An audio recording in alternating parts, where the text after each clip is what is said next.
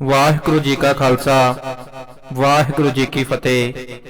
तुसी वेख रहे हो कथा गुरबाणी विचार। प्यारी साध संगत जी, एक बार किसी थां एक राजा राज करदा सी। उसनूं किसी ने कहा कि गुआंढी राजे दे राज विच एक थां अमृत दा तलाब है, जिसनूं पी के तुसी अमर हो जाओगे। उस दिन तो बाद राजा बेचैन रहन लग पिया ਅਤੇ हर समय अमृत प्राप्त करने बारे ही सोचता रहिंदा। वो कई दिनों तक इस ते मंथन करता रहा ਅਤੇ अखीर उसने गुआंढी राजे ते हमला करने का फैसला कर लिया। कई सालों तक उन्हां विचकार लड़ाई चलती रही ਅਤੇ अखीर उसने गुआंढी राजे नूं हरा दिता ਅਤੇ उसदे राज ते कब्जा कर लिया। हुण राजे ने सोचा कि जे मैं अमृत नूं लभण लई सैनिकां नूं भेजदा हां तां हो सकदा है कि ओह आप ही अमृत पी लैण ਅਤੇ अमर हो जाण। इसलिए वह खुद ही अमृत की भाल विच निकल जाता है। काफी साल बीत जाण तो बाद भी उसनूं अमृत ना मिलिया।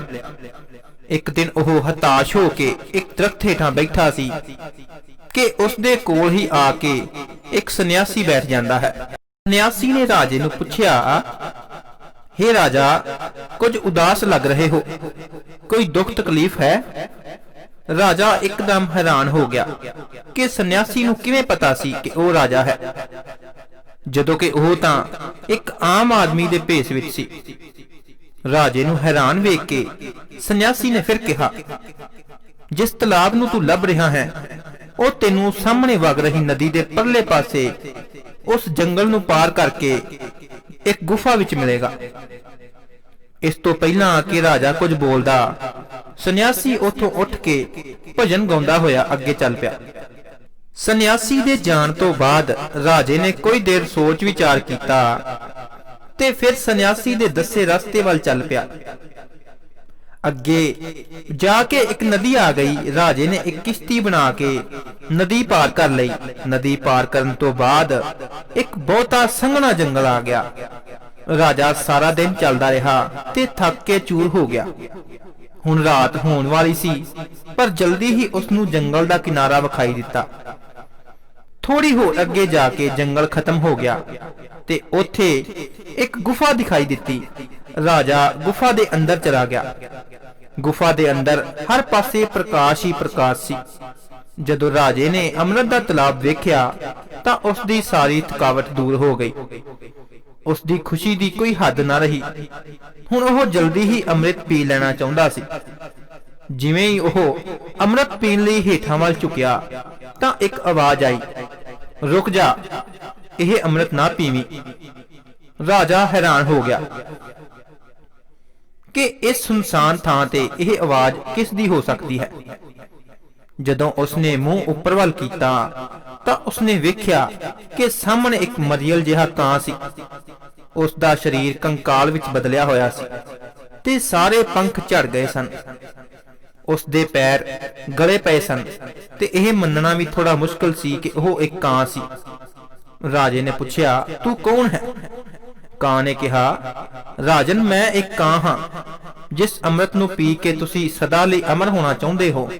तुहाडी तरह ही मैं भी अपनी सारी जिंदगी इस अमृत दी खोज विच लगा दित्ती सी।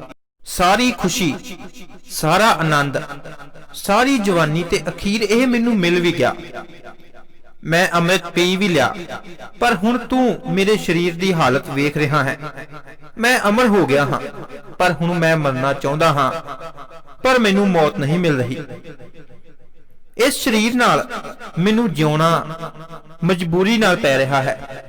कि तैनू अजिही अमरता मंजूर है? राजा शशोपंज विच पै गया। उसनू अमृत भी सामने दिख रहा सी ते कां दी हालत भी। राजे ने काफी सोच विचार किया ਅਤੇ अंत विच ओह बिना अमृत पीते ही गुफा विचों बाहर आ गया ਅਤੇ अपने राजमहल विच चला गया।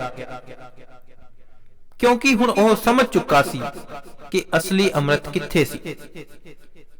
प्यारी साध संगत जी, अमृत रूपी धन दौलत हर कोई कमाउणा चाहुंदा है, ਇਸ ਲਈ ਮਨੁੱਖ ਕਿਸੇ ਵੀ ਹੱਦ ਤੱਕ ਜਾਣ ਨੂੰ ਤਿਆਰ ਰਹਿੰਦਾ ਹੈ ਤੇ ਇੱਕ ਸਟੇਜ ਤੇ ਜਾ ਕੇ ਉਹ ਇਸ ਅੰਮ੍ਰਿਤ ਨੂੰ ਪਾ ਵੀ ਲੈਂਦਾ ਹੈ।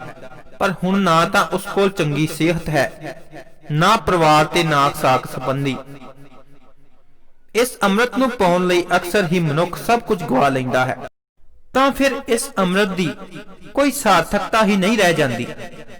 ਅਸਲ ਵਿੱਚ ਜ਼ਿੰਦਗੀ ਨੂੰ ਸਹੀ ਮਾਇਨੇ ਵਿੱਚ ਜਿਉਣਾ ਹੀ ਅੰਮ੍ਰਿਤ ਦੀ ਪ੍ਰਾਪਤੀ ਹੈ, ਨਾ ਕਿ ਅੰਮ੍ਰਿਤ ਧਨ ਦੌਲਤ ਦੀ ਪ੍ਰਾਪਤੀ ਲਈ ਸਭ ਕੁਝ ਕੁਰਬਾਨ ਕਰਨਾ। ਅਸੀਂ ਜ਼ਿੰਦਗੀ ਜਿਉਣ ਲਈ ਧਨ ਕਮਾਉਂਦੇ ਹਾਂ, ਨਾ ਕਿ ਧਨ ਕਮਾਉਣ ਲਈ ਜਿਉਂਦੇ ਹਾਂ। ਵਾਹਿਗੁਰੂ ਜੀ ਕਾ ਖਾਲਸਾ, ਵਾਹਿਗੁਰੂ ਜੀ ਕੀ ਫਤਿਹ।